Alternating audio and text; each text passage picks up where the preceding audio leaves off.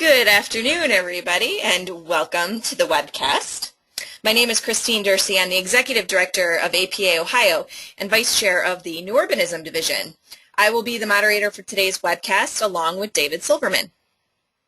Today, Friday, November 22nd, we will hear the presentation, Ethical Rules and Considerations for Planners, Plan Commissioners, and Lawyers. For technical help during today's webcast, type your questions in the chat box found in the webcast toolbar to the right of your screen or call the 1-800 number shown. For content questions related to the presentation, type those in the questions box also located in the webcast toolbar to the right of your screen.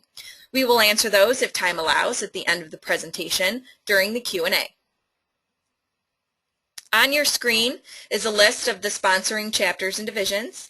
I'd like to thank all of the participating sponsors for making these webcasts possible. Today's webcast is sponsored by the Connecticut Chapter. For more information on this chapter and how to become a member, visit ccapa.org. To learn more about all the chapters, visit planning.org/chapters.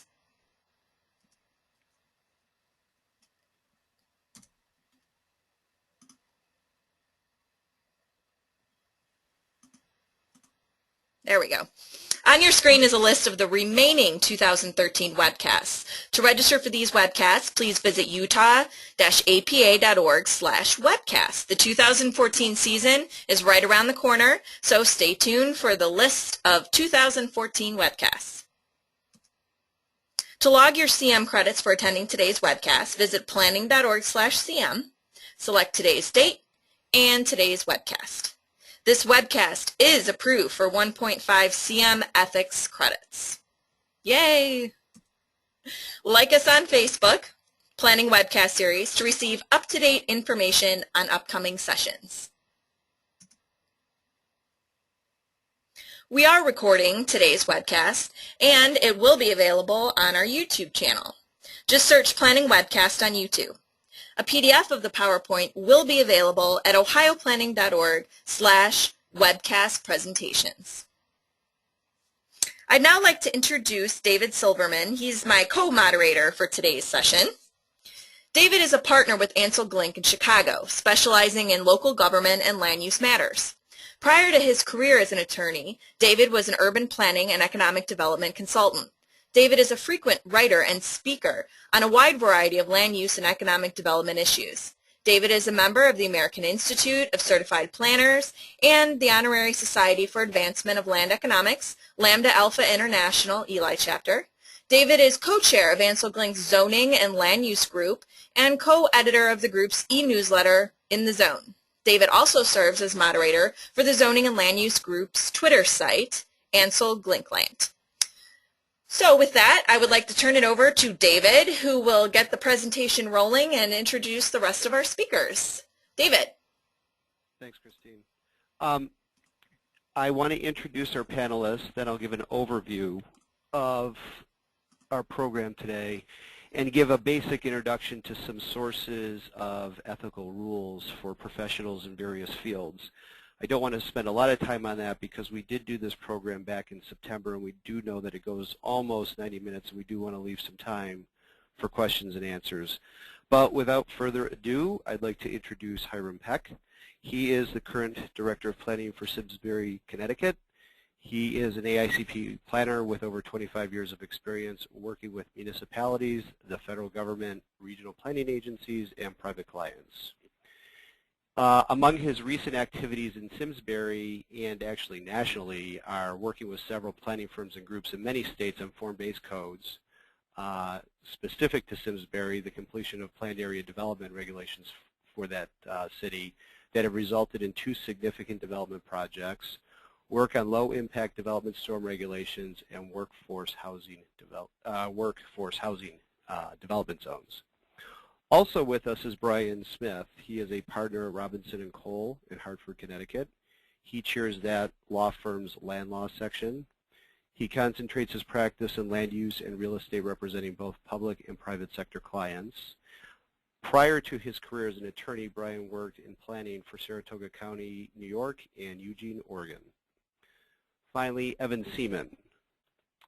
Evan is an attorney at Robinson & Cole, also in Hartford, Connecticut, and is in the firm's land use group. He concentrates his practice in land use matters, environmental and real estate, representing both public and private sector clients. He co-authors Robinson & Cole's excellent blog, RLUIPA Defense, and if you're not familiar with it, I would highly recommend that you become familiar with it. It is a great resource for the regulation and legal development of religious institutions. He co-chairs the Connecticut Bar Association's Municipal Law Section and serves on the APA Planning and Law Division's Education and Outreach Committee with me. So our roadmap for today is we will go over state and local ethical regulations, certain sections of the AICP Code of Ethics and Professional Conduct. There are lawyers with us, so we are going to also deal with ethical rules for lawyers. And the focus, of course, is always going to be on the interaction between planners, plan commissioners, zoning board members, and lawyers. We're going to talk about common and new issues that raise ethical concerns. And then there's a series of hypotheticals with questions that will provide an interactive component to today's presentation. You will see when we get to that there will be a series of questions with the hypotheticals that you'll be able to vote on through your computers. And the results will be instantly tabulated for everyone to see. So let's move into some of the ethical rules. Sources for ethical rules certainly begin at the state level for the various public ethics laws that every state has for government officials. A good example of this is, for instance, in Illinois, the Gift Ban Act. Illinois' Gift Ban Act certainly covers planners and plan commissioners and zoning board members, and it seeks to ensure that the process of government is not unduly influenced by people being overly solicitous to the people that they have to work with to get development approvals. Now, for those of you who aren't in Illinois, that might seem kind of funny to you given our state's history with these kinds of things, but Illinois actually does have some fairly extensive ethical rules. Then a lot of plan commissions and certainly zoning boards have their own ethical rules and procedural rules, and you do become familiar with those, obviously, when you become a plan commissioner or a zoning board member, and those are very important sources for how you conduct yourself as well.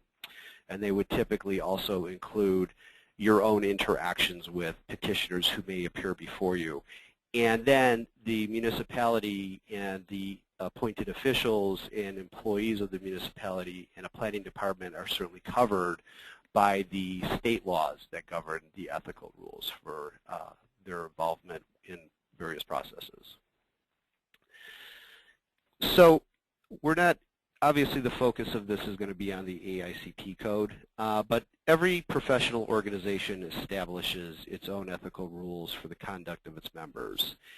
And the goal, of course, for all of these is to ensure that the membership in the American Institute of Architects, Society of Landscape Architects, and other organizations, engineering organizations and whatnot, is the same.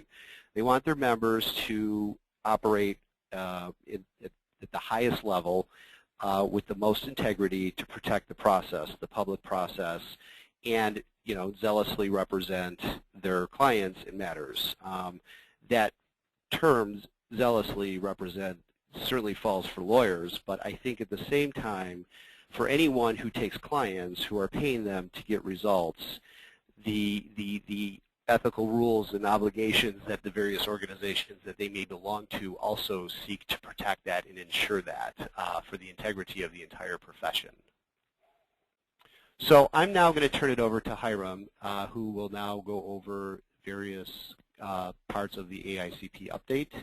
And without that, here we go.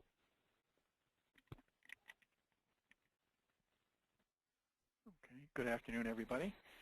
Glad to have you with us this afternoon. As been said, my name is Hiram Peck. I had the pleasure of being the Connecticut Chapter Professional Development Officer for 6 years, a while ago.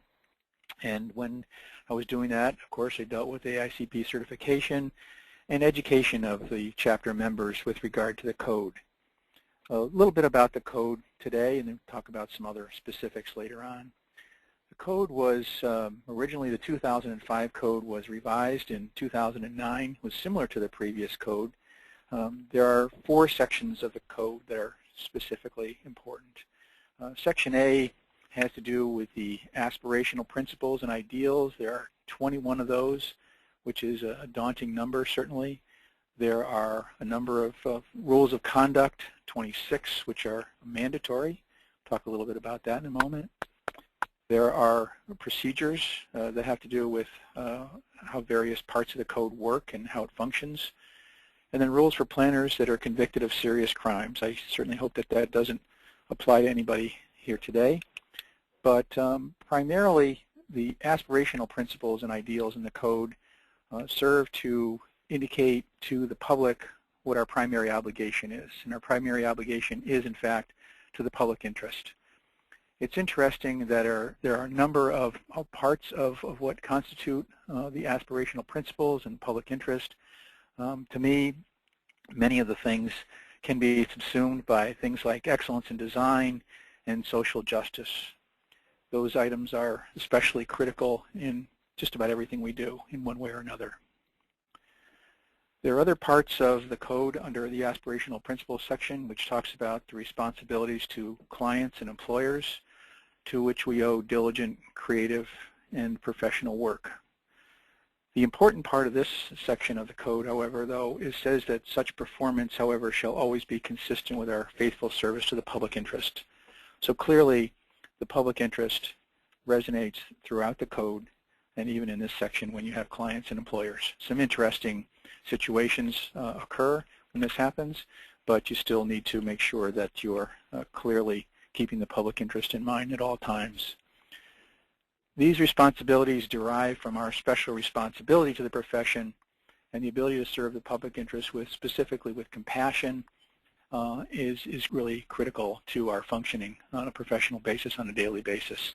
I've also found just sort of that it's important that basic politeness is critical, and while this isn't stated in the code, it does talk about the respect to all participants in the process and anybody that would like to be part of the process, helping them become part of the process, and that politeness might invite them into the process where they might otherwise feel unwelcome. The concept of public interest is often debated and continuously redefined, but it should be fairly firm in your mind, in the planner's mind, as to what the public interest is. While this is a concept that continuously evolves, it's important that we have a pretty firm basis in what constitutes a public interest on a daily basis.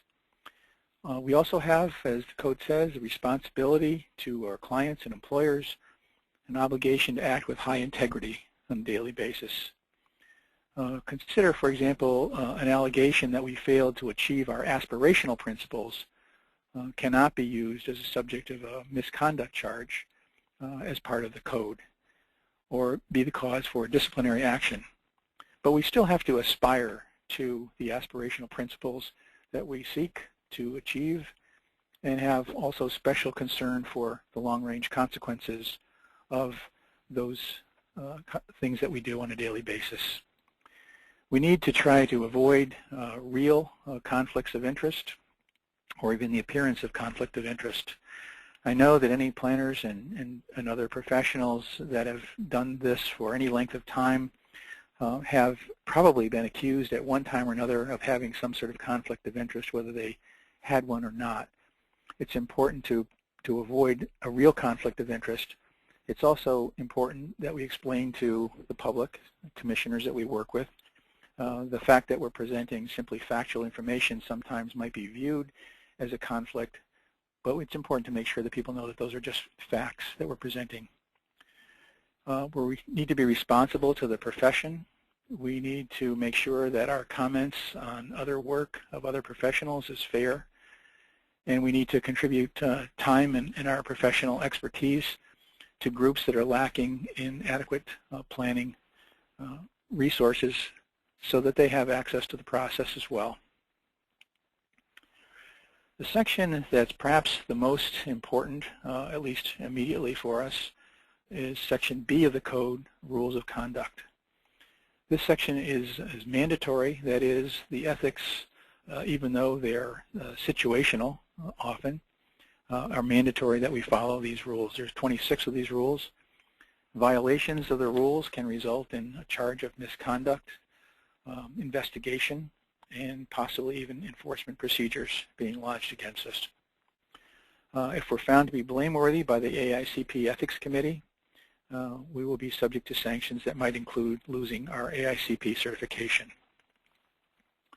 Possibility of sanctions and the loss of license is obviously important to our continued professional work. Conflicts of interest, possibly for direct personal or financial gain, must also be avoided unless those arrangements are worked out in writing ahead of time with your principal employer or the client that you're dealing with. It's important that we make sure that people are aware that we are not misrepresenting either what we can do for them or the way in which we'll do it.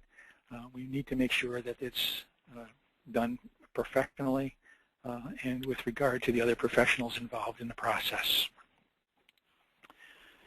Section C of the code talks about procedures.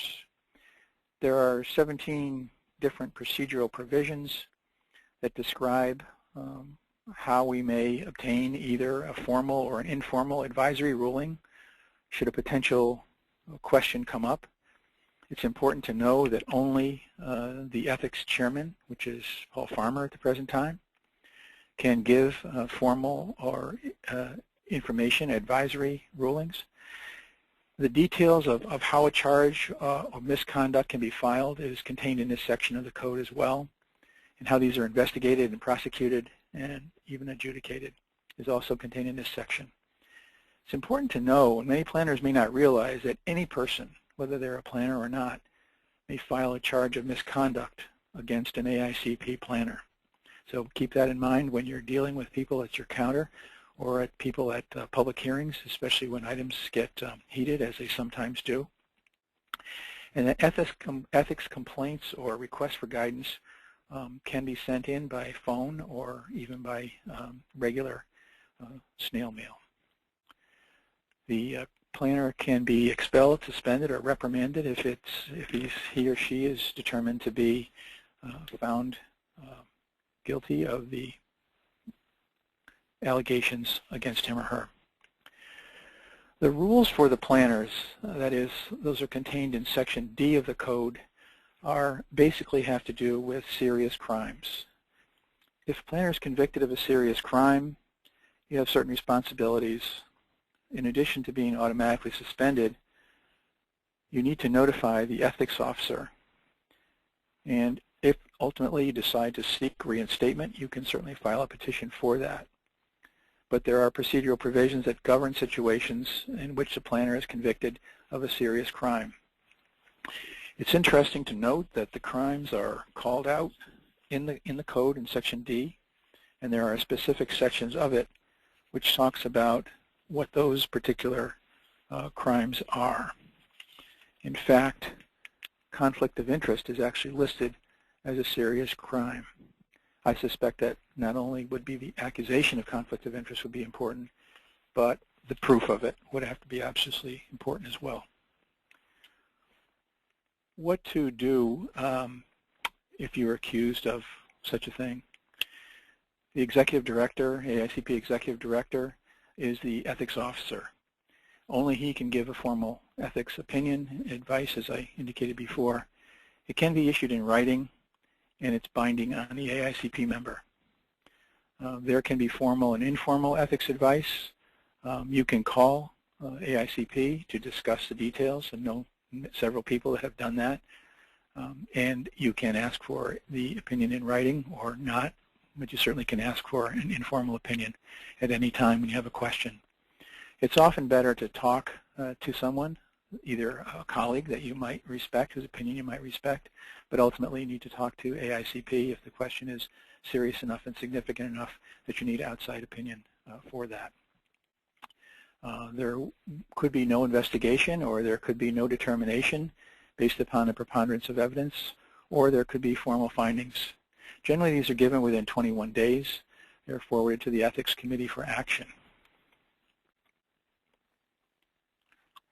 Informal and informal opinions, as I said, need to go to the Ethics Committee.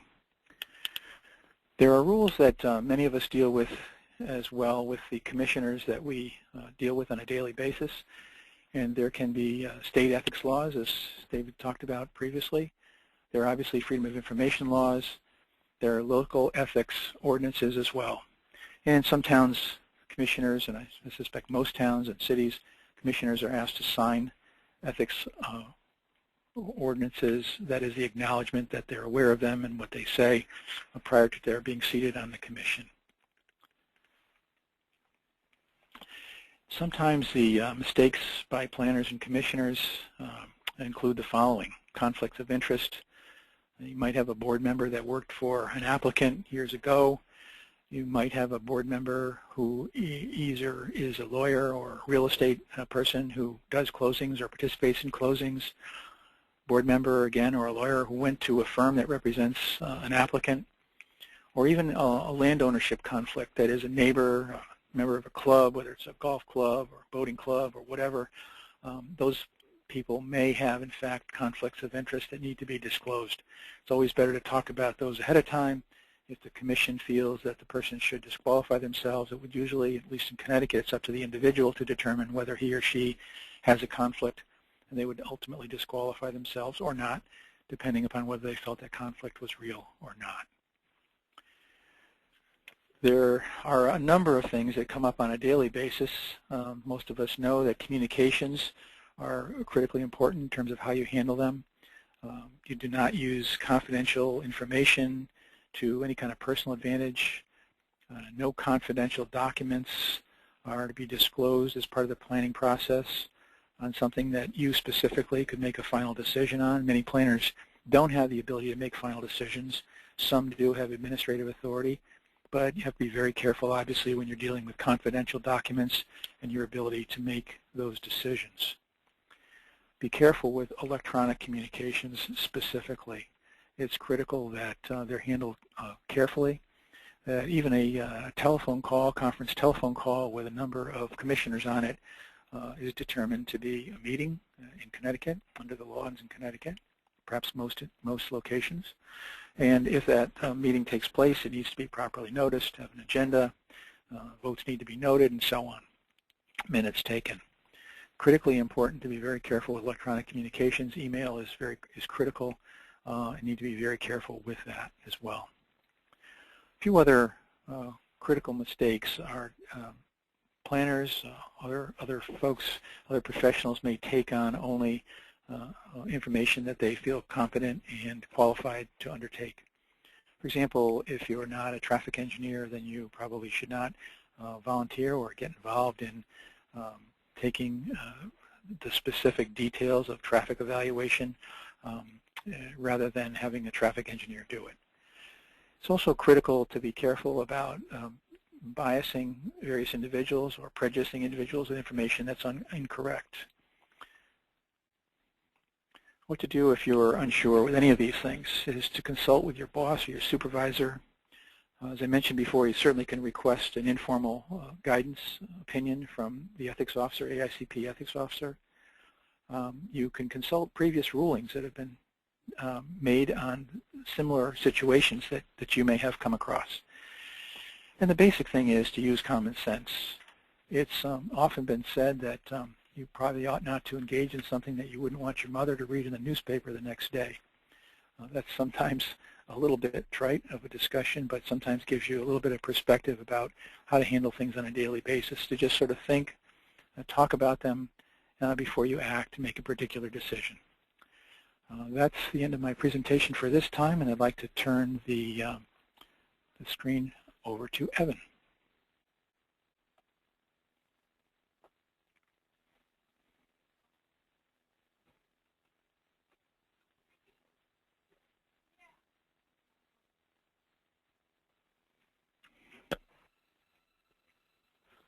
Thank you, Hiram. Thank you for the opportunity to speak today. I am going to cover ethical rules for lawyers.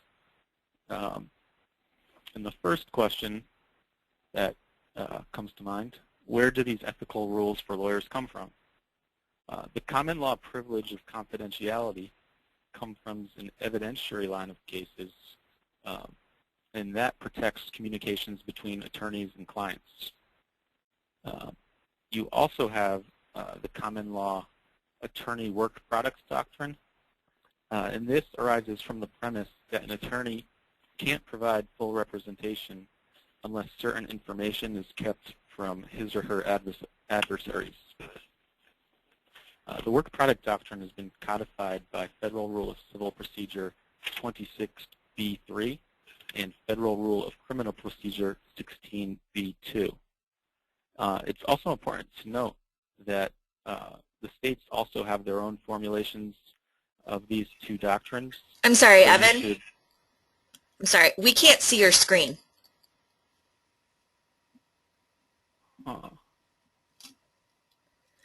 Did you select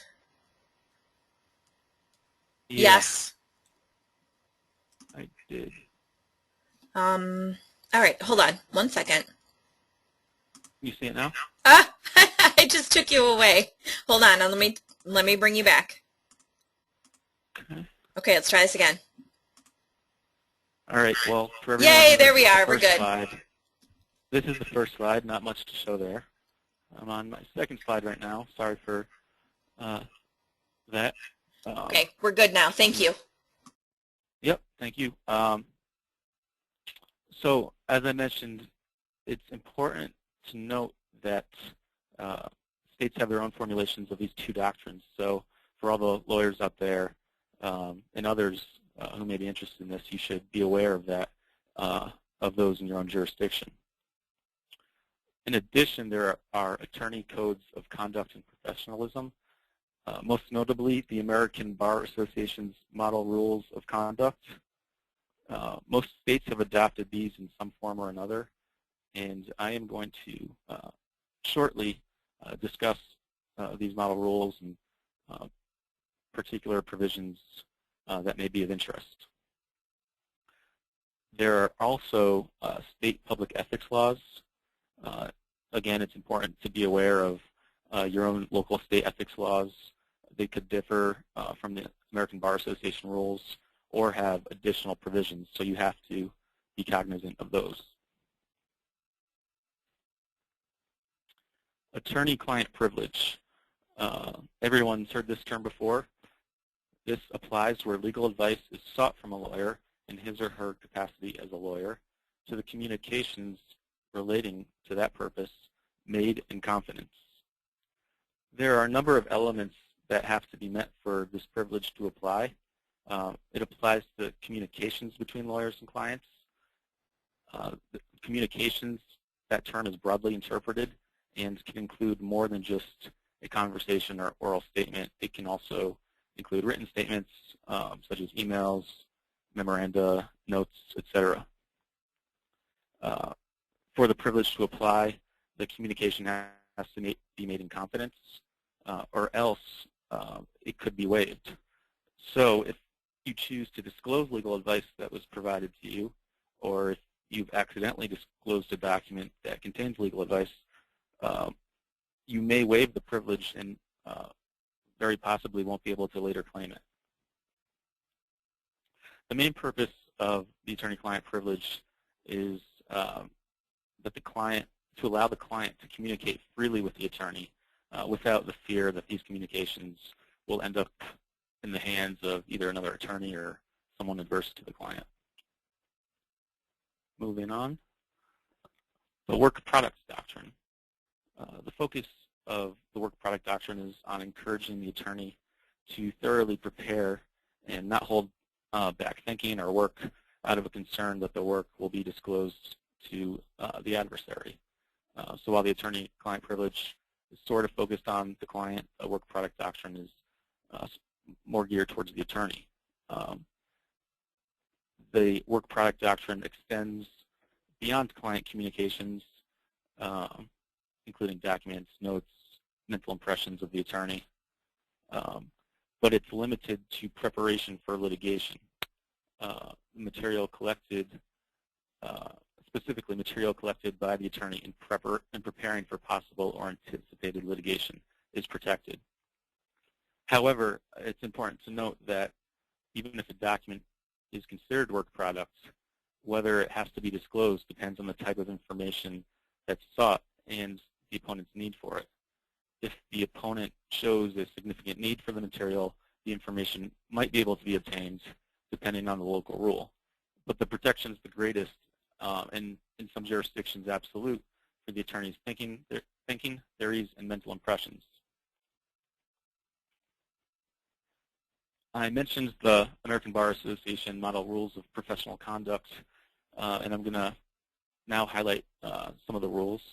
But as background, the ABA provides standards that serve as models of the regulatory law governing the legal profession.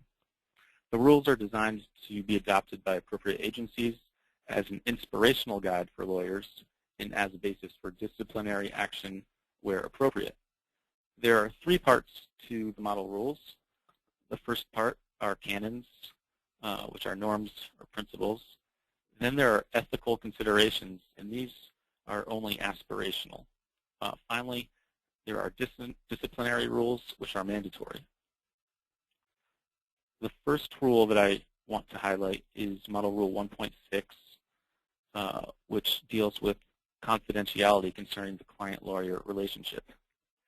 To summarize, a lawyer cannot reveal information relating to representing a client unless the client gives informed consent, the disclosure is implicitly authorized to carry out the representation, or the disclosure is explicitly authorized in the rules, such as to prevent reasonably certain death or bodily harm. There are also certain situations where a lawyer can reveal certain information if it's to prevent crime or fraud from occurring. Conflicts of interest. There are rules regarding conflicts of interest for both current clients and former clients. You can't represent a client if the representation will involve a concurrent conflict of interest, such as the representation being directly adverse to another client, or if there's a significant risk that the representation will limit the lawyer's responsibilities to another client or a former client. This is Model Rule 1.7 of the ABA rules. Regarding former clients, a lawyer can't represent another person in a substantially related matter in which that person's interests are materially adverse to the former client's interests unless the client gives informed consent in writing. That's Rule 1.9. There are also specific rules to maintain the lawyer's professional relationship and avoid any personal conflicts of interest. For example, a lawyer can't enter into a business transaction with a client without the client's informed consent. A lawyer can't solicit a substantial gift from a client, can't prepare an instrument for a non-relative giving the lawyer a substantial gift, and can't negotiate an agreement with a client to give the lawyer media rights to a portrayal based substantially on information relating to that lawyer's representation of the client. Special conflicts of interest for former and current government officers and employees are also covered by the model rules. Rule 1.11 states, a lawyer who was formerly a public officer or government employee shall not otherwise represent a client in connection with the matter in which the lawyer participated personally and substantially as a public officer or employee, unless the appropriate government agency gives its informed consent in writing to allow that representation. Similarly, a lawyer who's currently a government official or employee shall not participate in a matter in which the lawyer participated personally and substantially while in private practice or non-governmental employment, unless the appropriate government agency gives informed consent in writing. So there are certain duties, as I mentioned, to former clients. There are also duties to prospective clients. The model rules, section 1.18 covers this aspect. So what's a prospective client? A prospective client is someone who consults with the lawyer about possibly forming a lawyer-client relationship. If the lawyer learns information through that process, even if that person never becomes a client, the lawyer can't use or reveal that information unless expressly allowed by the rules. A lawyer can't represent a client with interests materially adverse to the prospective client in the same matter or a substantially related matter if the lawyer obtained information that could be harmful to that person, unless both the prospective client and effective client give informed consent. And then one common example of this that people might hear is an example of a divorce where one spouse goes to a bunch of lawyers to preclude his or her other spouse from being able to get that lawyer to represent him or her in litigation. The lawyer would be precluded. It's important to note that there are different roles of the lawyer that are covered by the model rules. There are rules concerning the lawyer as a counselor, as an advocate, concerning the lawyer involving transactions with persons other than clients, and as well as specific rules for partners and associates of law firms. So a lot of the times a lawyer will fit in more than one of these categories, so it's important to know exactly which categories you fit in and the rules that apply. The model rules also discuss public service. Hiram mentioned in his presentation pro bono service for planners. This also applies for lawyers. The model rules state that a lawyer should aspire to render at least 50 pro bono hours of legal services per year.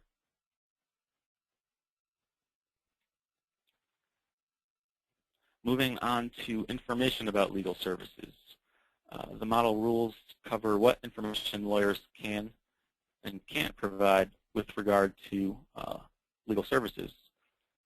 Rule 7.1 concerning communication about lawyer services states that a lawyer shall not make a false or misleading communication about the lawyer or the lawyer's services. This rule also applies to advertising. In addition, the model rules have specific provisions on advertising, including one about a lawyer not being able to give anything of value to a person recommending that lawyer's services except for reasonable costs of advertisement. These rules also apply to firm names, letterhead, and specializations. A lawyer can't imply that he or she is certified as a specialist unless actually certified by an organization that's been approved by a state authority or the ABA.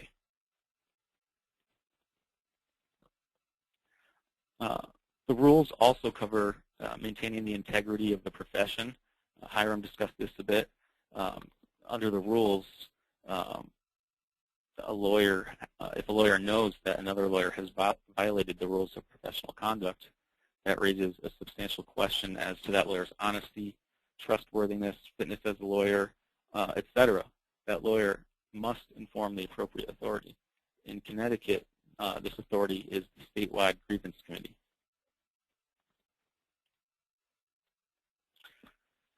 So there are provisions between the AICP and the model rules that are parallel. Duties to the profession. Both codes have provisions to maintain the integrity of the profession, provisions on truthfulness, accuracy, and communication. Misrepresentation with regard to advertising. Don't make false statements. No conflicts of interest, direct pecuniary or material interest. And finally, ex parte communications. Model Rule 3.5b states that a lawyer shall not communicate ex parte with a judge, juror, or prospective juror. Common mistakes by lawyers. The first, conflicts of interest. This area is broader than you might think. It doesn't just cover direct, obvious conflicts of interest. I mentioned previously financial and personal conflicts of interest, but a good way to think about the conflicts rule is that it governs a lawyer's duty of loyalty to the clients, which includes to protect the client from conflicts with other clients, to protect the client from their own lawyer, and to protect former clients from conflicting interests after representation is over. You should also be careful when moving jobs, whether from government to private practice and vice versa, or between firms, and you should know the conflicts rules that apply for that. Another area of common mistakes is client confidences. A lawyer has an obligation to keep information confidential. However, these rules are broader than you might think, and special rules apply to prospective clients and former government officials and employees. One good thing to keep in mind in terms of pro bono clients is a client is a client, and no matter who your client is, you have to zealously represent that client. So what should you do if you're unsure? The first thing you should do is report something that might concern you to your supervisor. Model Rule 5.2b says that a subordinate lawyer does not violate the rules of professional conduct if that lawyer acts in accordance with the supervisory lawyer's reasonable resolution of an arguable question or of professional duty. So if you're an associate attorney and you have a dilemma, you go to the partner seeking some advice, and the partner offers you reasonable advice to resolve an arguable question of a professional duty. That associate attorney has fulfilled his or her ethical obligations. The second thing you can do is a lot of the times law firms have an ethics expert or loss prevention partner, so you should know who this is and consult with this person in case anything arises. And the last piece of advice is to document everything, whether getting informed consent from a client to waive a potential conflict, or you're notifying opposing parties who aren't represented by counsel of court filings to avoid ex parte communications. So better to have hard proof as opposed to just your word in case a situation arises in which you find yourself having to defend yourself against the claim of a violation of these rules. So with that background in mind, I am now going to turn it over to Brian Smith.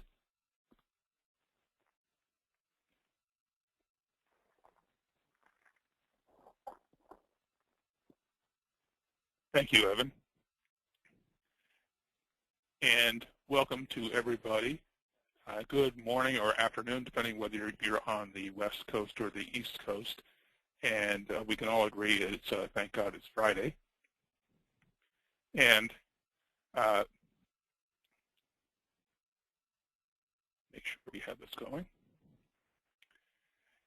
So one of the key issues that lawyers face, and in the context of land use, is identifying the client. So if you're a municipal attorney and you are asked to represent a city or a community or a regional agency, you have to determine what part of the governing body you are representing. Are you representing a zoning board of appeals? Are you representing the city council or other legislative body? Are you simply representing the mayor or the town or city manager? Are you representing just the planner? Or is it deemed that you're representing every citizen in the town? And this can relate to the question that Evan had mentioned with duties to a prospective client, which is Rule 1.18 for attorneys. One of the things you are in the process of doing at that point is determining who the client is.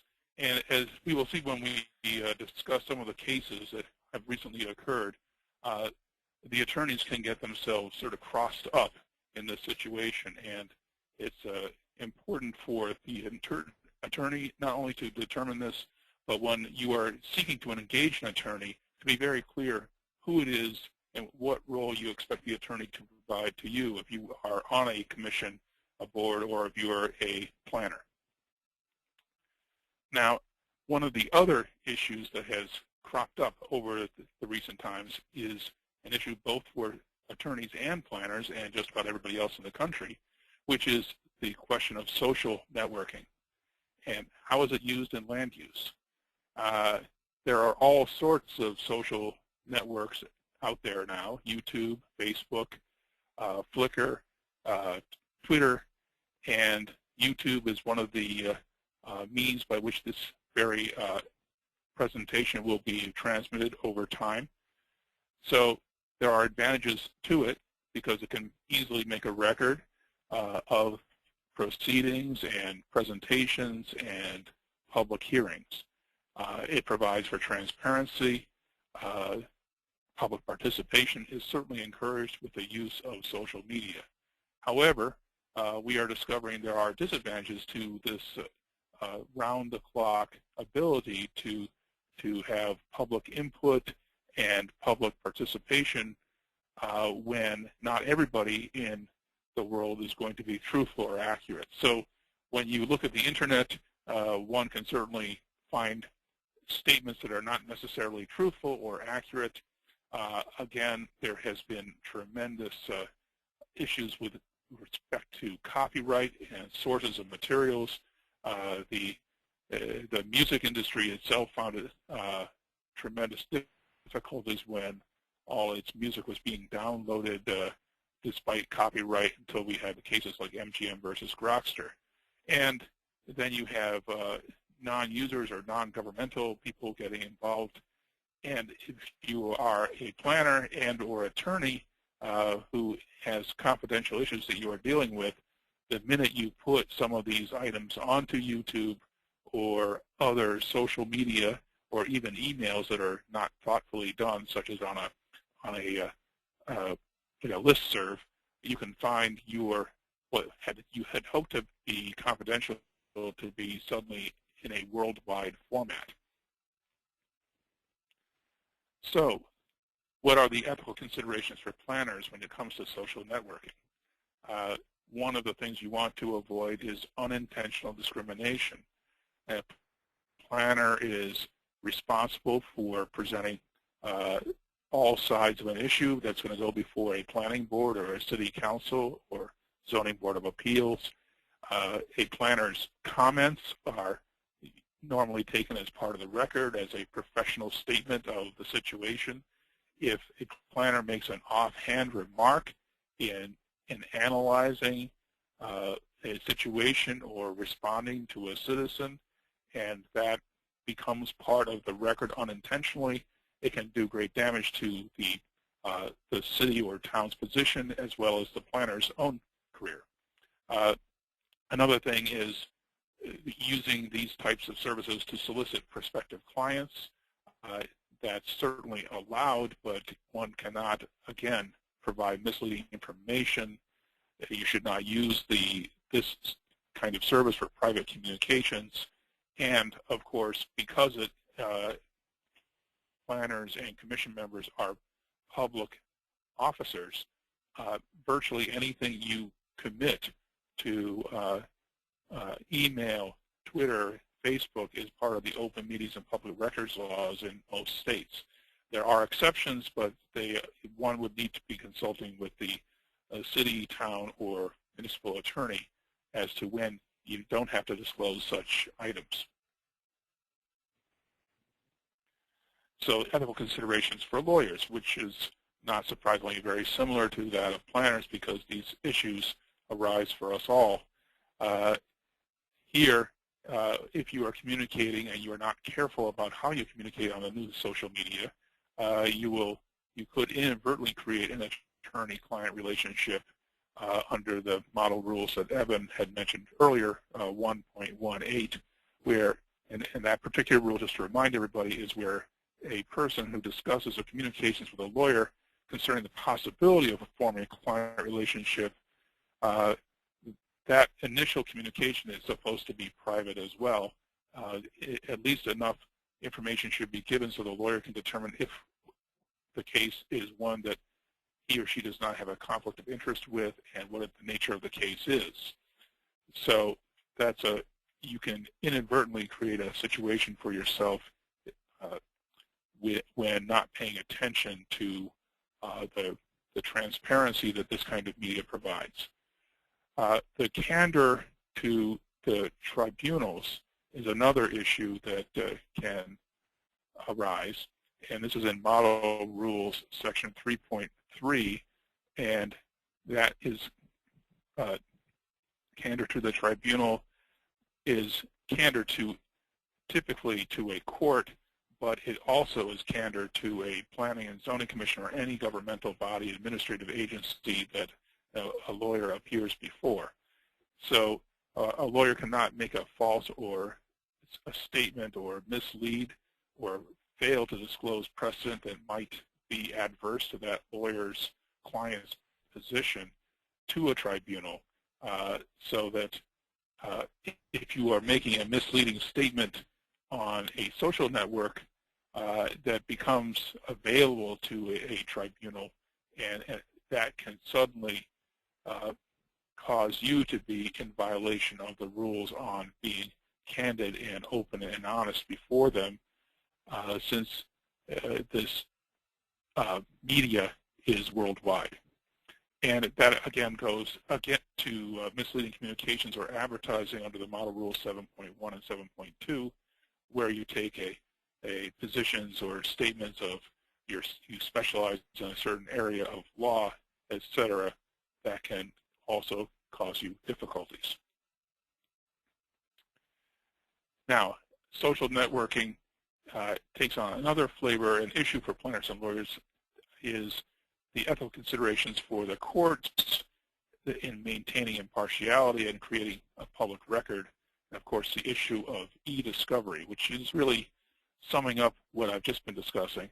If you were to, the federal court system now has what we call PACER. As you can see, a little artistic representation of what it looks like when you go onto its website, which is public access to the court electronic records. So a federal court proceedings, you can sign on, and for relatively minor fees you can search and find any case and look at the files of federal proceedings. Most states have a similar online service for court proceedings, at least at the appellate levels and many at the trial court levels at this point.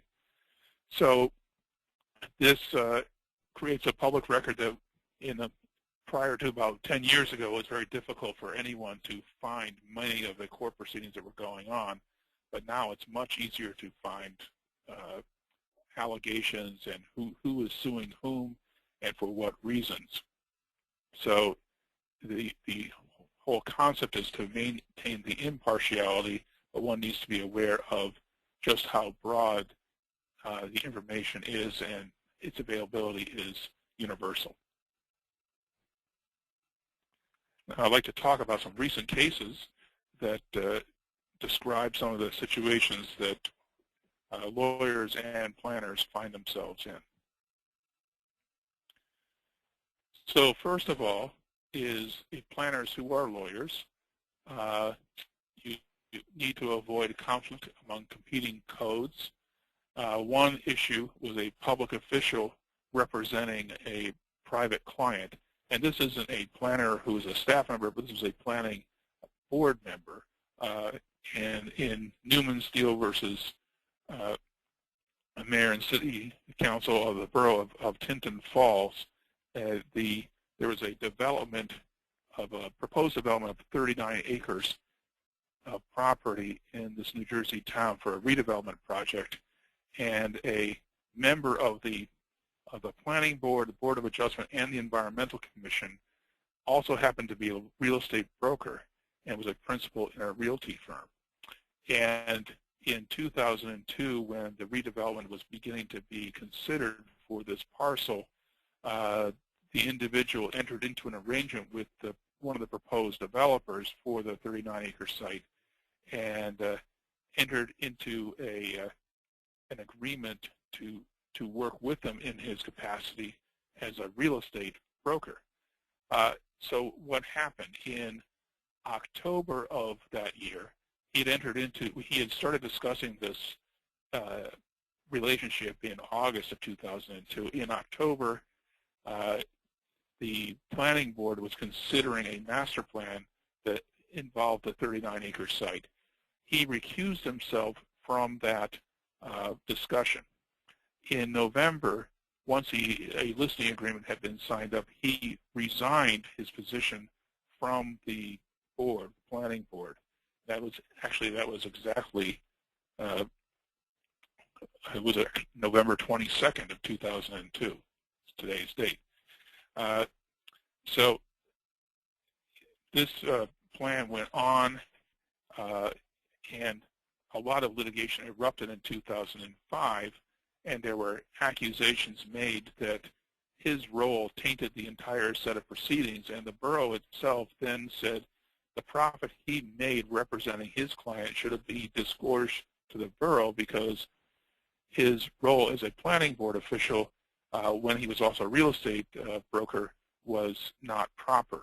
The court, however, concluded that he did not improperly undertake the representation of the developer because he took appropriate steps and did not cause anybody to consider what he did was incorrect. And that is because as soon as he understood that he might be involved with a private client, he recused himself when he was still on the board so that he did not participate in the discussions, and then resigned before there was any actual votes made by the planning board, and the courts found that that was sufficient. Now, in this different case, there was a county attorney in Kansas in a situation where a board was going to vacate 2 roads, and there was a damages claim made by the landowner as a result of the vacating of 2 roads. And the county attorney took on an advisor to the board who was assessing the damages, drafting a letter rejecting the applicant's application for damages and scheduling, conducting damages hearings upon a remand, and a variety of other things. In his second role, he became the sole advocate for the board itself, and the Kansas Supreme Court found that these dual roles were simply much too close together and did not lead to the confidence that he could be impartial in undertaking his duties.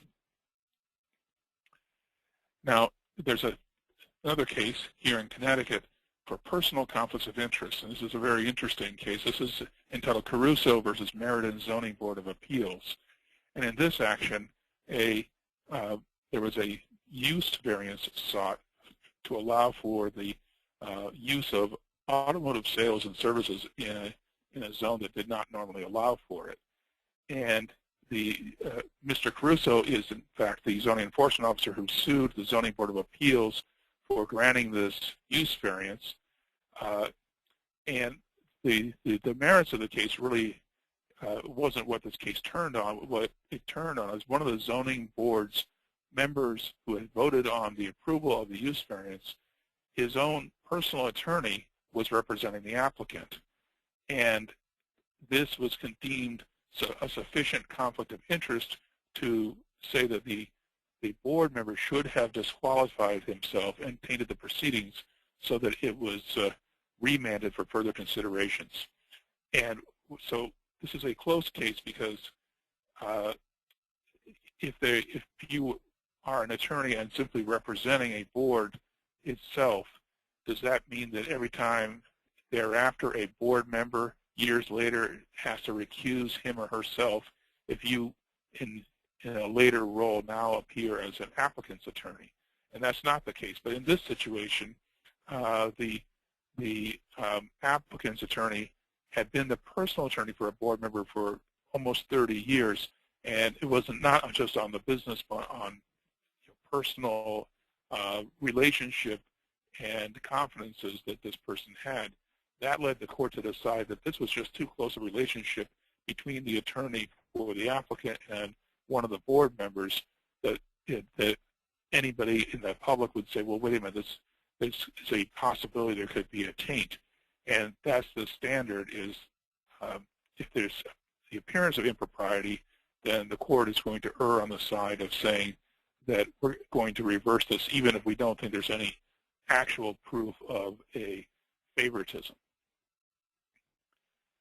Now, a fourth case another personal conflict of interest case. And again, this is from New Jersey Supreme Court.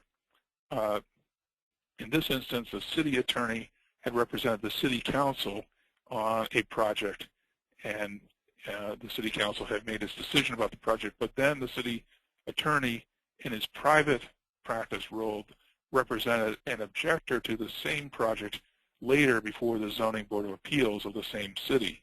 And in this instance, the New Jersey Supreme Court found that this is not proper, and that even if the attorney had no obvious malice or favoritism being shown for one or the other, the appearance of impropriety is the standard that should apply, and therefore New Jersey set aside and made the finding that there was a conflict here. And this standard is pretty well universal throughout the country. Now finally, the final case I would like to mention is one on a topic favored by lawyers perhaps, of bribery and corruption, because it gets a lot more time to spend on issues.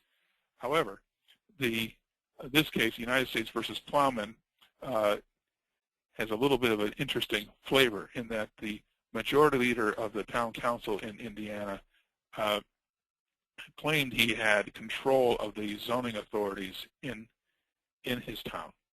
And the FBI learned that he was making these suggestions of his ability to control votes of other agencies because of his role as majority leader of the city council. And so the FBI set up a sting operation, and they had an individual that they named Mark call the majority leader to say that Mark was a strip club owner from San Diego and would like to locate his a similar business in Indiana. And he was assured by the individual that yes, he might be able to get this approved, this use approved, but he would need a fee in order to get this use approved, or to, as he said, and in the case, to some money to throw around to the appropriate people. And the sum of money involved was $5,000 that was the one payment that was actually made in $100 bills. And then once that payment was made, the FBI, who had set up the sting, entered the hotel room where this transaction had taken place and arrested the city council member. The city council member claimed entrapment, that he really didn't mean it, et cetera, and the court was not impressed with his defense, and in fact, his conviction was affirmed by the Seventh Circuit. So now, with that ending, I would like to turn it back to David to go over some hypotheticals. Thanks, Brian.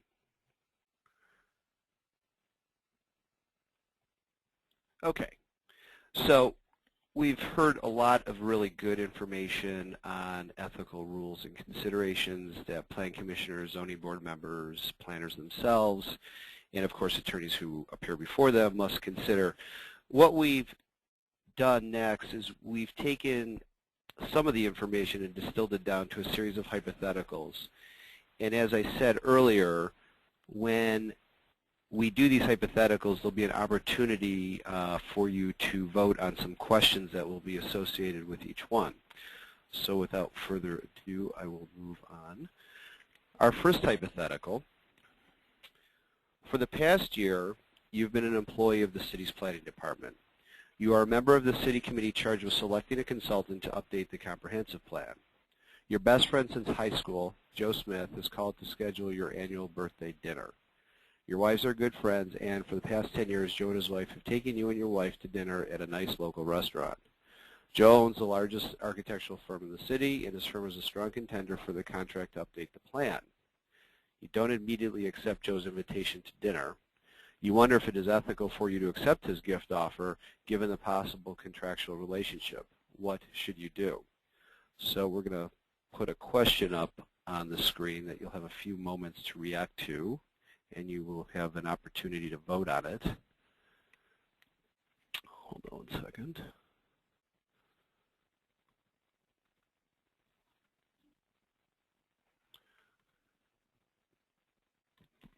Christine, I can't pull this up. I'm not sure. Yeah, that's fine. Right now, the polling's going on right now. Okay. Okay.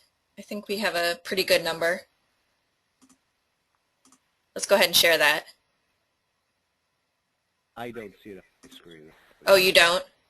I don't. Okay. Well, I can tell you. 75% yes, 25% no. To the question of whether the employee should say the heck with it and Yes, avoid the correct. altogether and recuse himself. Okay.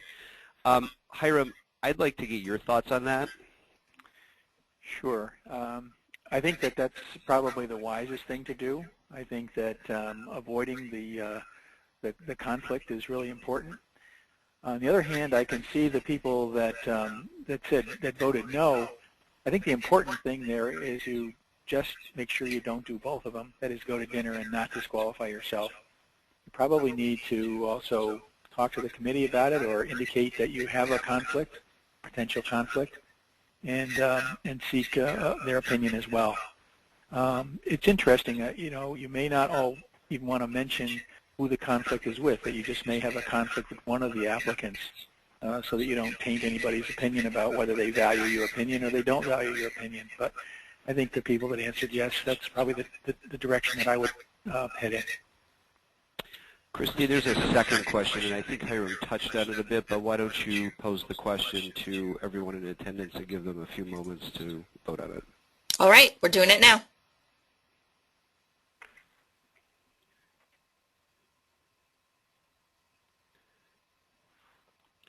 And Christy, just for me, can you read the question once Sure. we're ready to go over the poll results? Yeah, absolutely. Great. Okay, I think we have a good amount. The question is, would disclosing the relationship to the department chair or selection committee be enough to cover for any ethical issues? I'm going to go ahead and Hiram, close that. I'm going to turn it back to Hiram because I think you touched on this in your first answer, but maybe you can expand on it just a bit. Sure. I think in this case I would agree with the folks that voted no. I think it really depends upon what the committee's view was. It depends on the answer. So I think it's important that you pay close attention to what the committee's answer is and then act accordingly. So in this case, just simply disclosing it, I think, doesn't really answer the question. Terrific. All right. Move on 66%. 66% voted no and 34% voted yes. Okay. Let's move on to our second hypothetical. You are the head of long-range planning in a small city in a Great Plains state.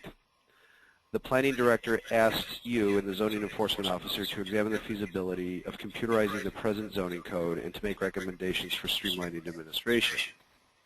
Your report to the director was positive and you both asked to be assigned to carry out the work. The director decided, however, that doing the work in-house would be too disruptive to existing activities and instead had you prepare a request for proposals. The proposal and fee were advertised in a number of publications. No one responded to the RFP. You and your colleague have been kicking around the idea of quitting your jobs and setting up a consulting firm to take on the project. Another planner in the department suggested this would be a conflict of interest. You strongly resent this suggestion as much as no one in the private sector seemed interested in doing the work. If you don't do it, it probably won't be done. Furthermore, you think that having a streamlined system for administering the zoning code would benefit the public welfare. So, Christine, why don't you bring up the first question, and we'll discuss it in a minute. Sure.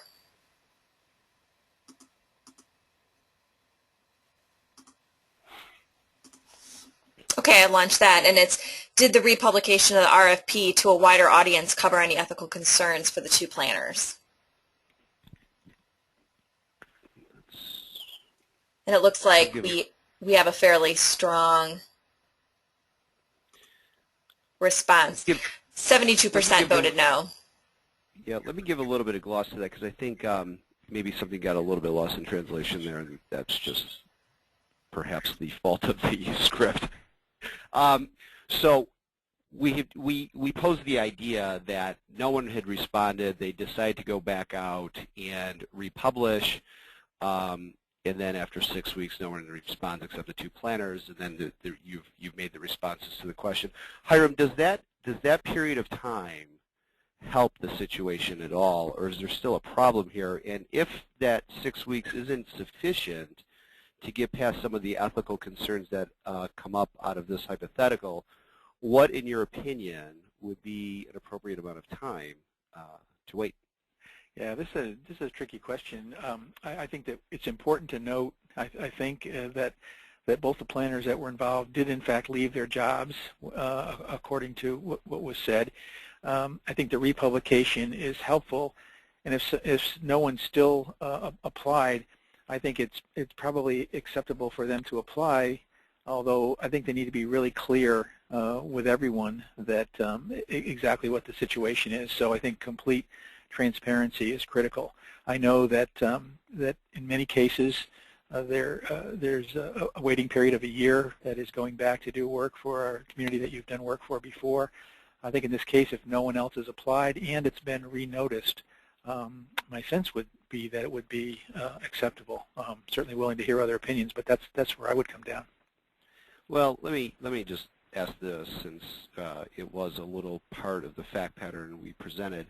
The fact that this is presumably a community in the middle of, say, Kansas, where there's not a lot of planning professionals to begin with operating, and the RFP could just get looked over, does geographic context play any role in how this might play out? Because this would clearly be an important project for this community, and it would build certain efficiencies. Does that change anything at all? Well, I'm not sure that geography makes much difference, David. I think I would err on the side of just being completely transparent. And if the planning director and the committee are all honest with each other, I think it would be certainly better to wait. But if the commission or the committee or the community, in fact, wants to wait to do the work, that's fine. But if they can't and no one else has responded, I still think it would be probably acceptable. But again, I'm not sure it depends on geography. I just think you need to be really transparent. All right. Let's move on to our third hypothetical. It's a little bit of a longer fact pattern. You are the planning director in a small but growing upper-income bedroom suburb city of a major metropolitan area. As part of the department's work program that was approved by the Planning Commission, you are preparing a report about housing opportunities. New census data confirms your suspicions that there is a lack of land zone for affordable housing. By analyzing the median income, current housing availability, and other trends, you have concluded that the amount of undeveloped land zone for apartments should be doubled. You are not alone in this assessment. A team of planners has worked together on analysis and these recommendations. At a Plan Commission work session, you share the results of the team's effort and outline your recommendations. You see that the commissioners are reacting negatively. You know that many of the citizens will oppose additional rental units and that your recommendations for more quadruplexes and triplexes will not be popular. A Planning Commission member raises questions on the level of community dissatisfaction such a report might cause. There seems to be no question about the validity of the analysis. Planning commissioners just don't want to make waves. You feel provoked. You share with your commission components of the code that addresses the planner's responsibility to serve the public interest. While there has not been much public discourse on the topic, you know that many of the citizens will see such an initiative as bringing low-income people into the community. So far, the news media has not asked any questions, but you know from experience that you are likely to get a phone call from the city editor before too long. Let's add a wrinkle to this. The mayor calls you, the person who appointed you, and expresses grave misgivings about the report. The realization of your own job security becomes very clear to you at that point. Christine, why don't you bring up the first question? Sure. Okay, the first question is, does your duty to serve the public interest trump your own personal considerations?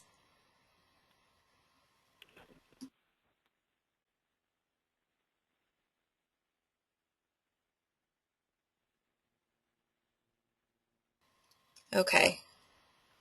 It appears we have a resounding yes. All right. Hiram, I'm going to go back to you, and certainly, Brian and Evan, if you have any thoughts on this, feel free to chime in. But Hiram, why don't you respond to that? Sure, I would certainly have to agree with the majority on this one. I think there are a couple things that are at work here. One is that the code is very clear about doing what you can to include people in the process that don't have an opportunity. So the social justice thing I mentioned early on is really important here as well. The other thing too, if you're, I think, clever about how you do your job, is that there are a number of different products that might be work in that community. It mentions quadruplexes and triplexes. It might be better or possible to suggest that other types of units could be put in place that would not be necessarily as large, perhaps, or be better in scale with the community. So the design becomes critical. But I think you also have to explain to the mayor that these are just the facts. And it may be that the commission decides not to accept your recommendation, but I think it's your responsibility to propose those recommendations that you think are in fact symbolize social and justice here in this case. All right.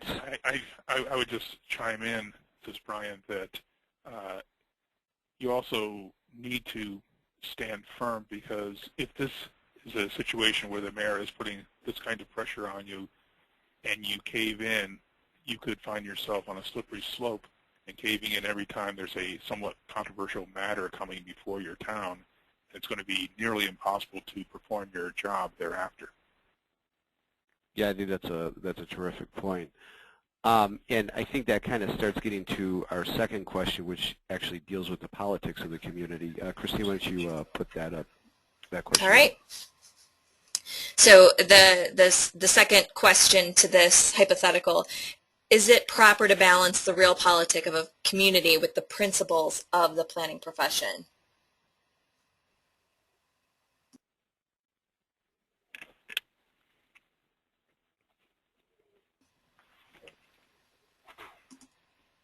All right, this one, this 74% yes, 26% no.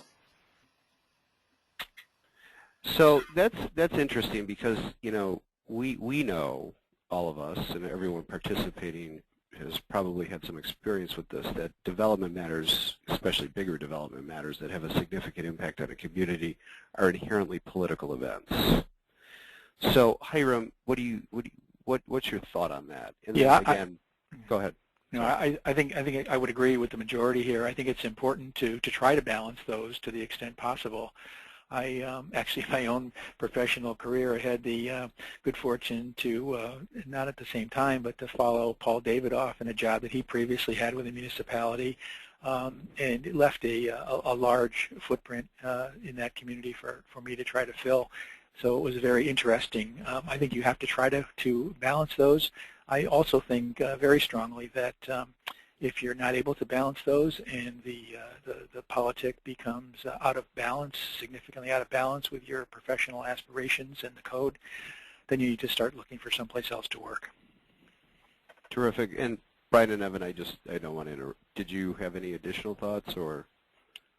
No, I think that's fair. I can certainly understand that the question, of course, is how real does the real politics have to be? Because you want to choose your battles, and as you said, David, all of this is inherently political.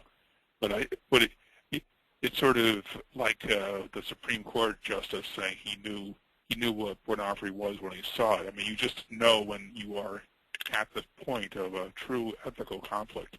I think you have to really use your gut for that. And that's an important point, because we do operate in a political sphere, and those ethical rules are designed to keep us operating with the highest level of integrity.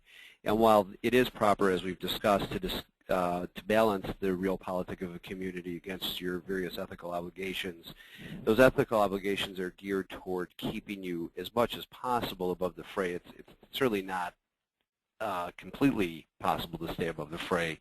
And various projects can present numerous opportunities. Certainly the type of scenario we've drawn out here could be one of those, where the politics could just take on a life of their own.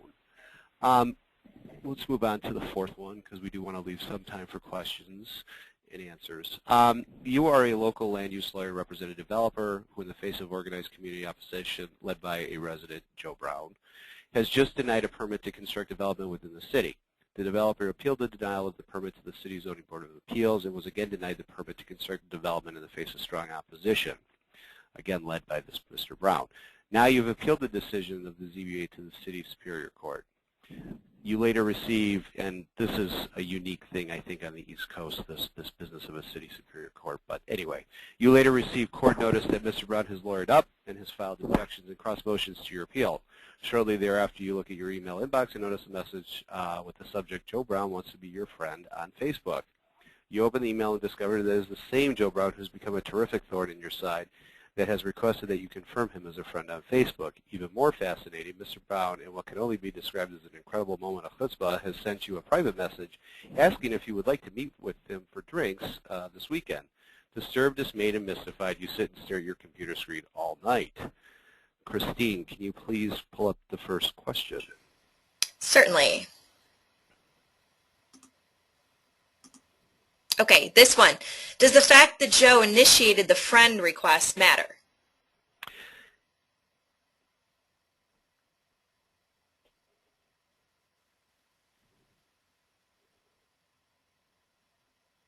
Okay, let's close this up and see what we have here. Okay, 61% say no. Brian, this is right in your wheelhouse. Why don't you give your thoughts on this? Oh, yes. Well, I think it's very helpful, in fact, that Joe Brown initiated the friend request and that I, as the attorney, if I was the local magistrate, did not do so because the ethical rules say you're not supposed to be communicating with the opposing party directly if they have a lawyer. And and if they were pro se, it'd still be really an awkward situation to have them as your friend on Facebook. For all the reasons I said before, this social media is fraught with dangers.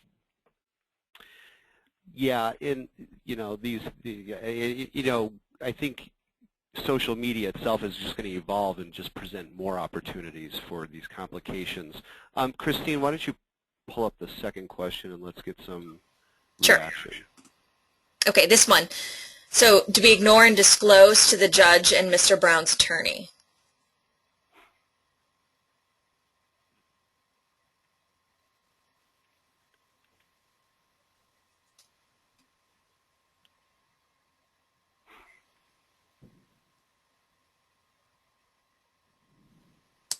Okay, let's close it up.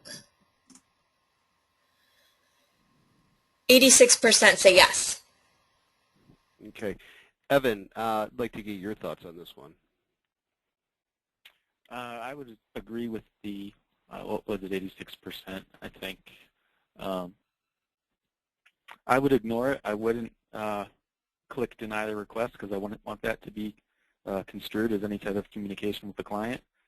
I would talk to the opposing attorney and let him know what his client's up to, and if appropriate, speak to the judge if there's an issue that should be raised before him or her. Great. And I think we have a third question, do we not, Christine? Yes, we do. All right. Let's pull that one up. This is our last one. Let's launch that one. So do we convince Mr. Brown that his case has no merit on the basis of your duty to zealously represent your client's interests? And I think that you're actually friending him and then right. engaging him in that conversation.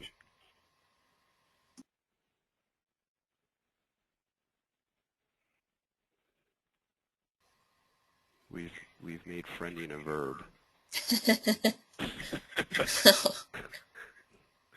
All right, I'm going to go ahead and close this up. Let's share the results. 92% say no. You know, Evan and Brian, you want to kick it around for a second? Well, the temptation would be to say yes and convince this person that he's got nothing to win by proceeding, but it's going to be a nightmare for you if you were to do that, especially if he has counsel, because you're going to find yourself probably before a grievance committee in your state. Yeah, I would agree with that. If you want to look for a new profession, then you can go ahead and try to convince him, but otherwise I would not do that. All right, we have about 5 minutes left for questions and comments. I'm going to turn this over to Christine because I think you've been probably collecting some questions maybe. There are a lot of questions and sort of comments from the hypotheticals, which will be a little difficult to answer in 5 minutes. So there are a few kind of concrete question answers that we can quickly go through. Way back towards the beginning of the presentation, when we're talking about the serious crimes, why is accusation of conflict a serious crime? Because anyone can accuse. Thoughts on that? Hiram. Yeah, I think the accusation is important because something led to it, obviously, but it's important to make sure that that the accusation not be allowed to stand.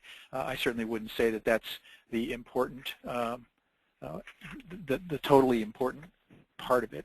I would certainly say that the conviction or the proof of a conflict is really the important part there, not the accusation. Christine, there's a few others that maybe we can get through. All right.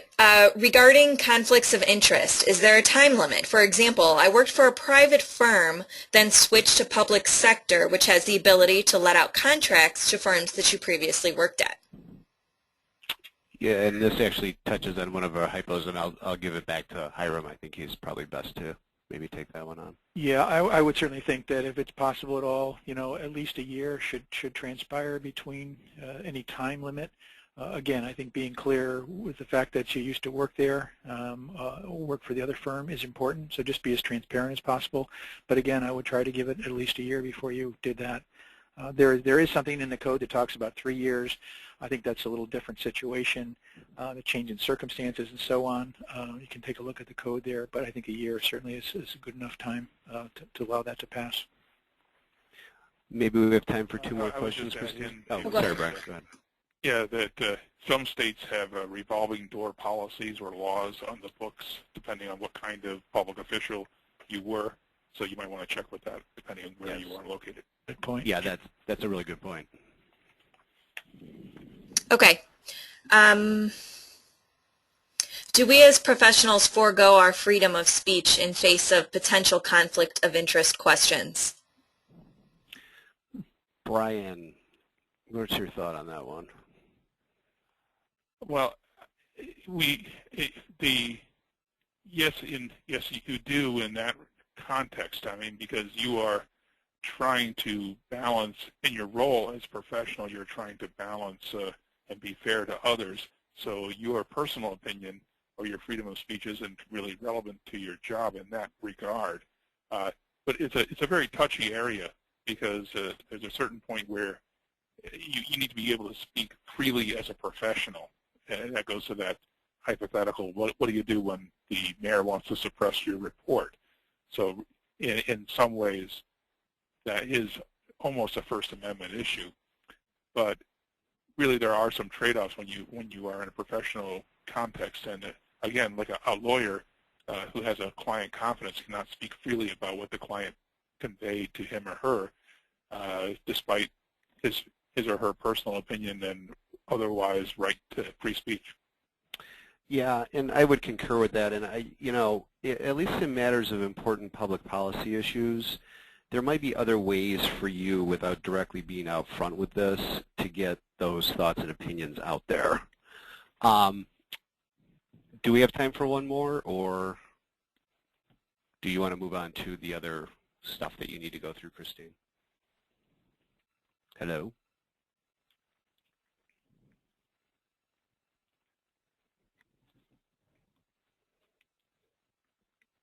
I'm not, Christine? Hello? There we go. Now we're Yeah, working. I think we'll just close up shop now. Okay. Thank you so much. This was really great. So Hiram and Evan and Brian and David and Connecticut Chapter, thanks everybody. This was really great. And the questions are even just still coming in. So, so feel free to contact them. For those still in attendance, just as a reminder to log those CM credits for attending today's webcast. It is approved for 1.5 CM ethics credits. And this session is being recorded and will be available on our YouTube channel. However, it's not available for distance education. So this concludes today's session. Thanks again, everyone, for attending. Thank you to our speakers and the Connecticut chapter, and everybody have a great weekend. Thanks. Thank you. Bye-bye. Bye-bye. Thanks.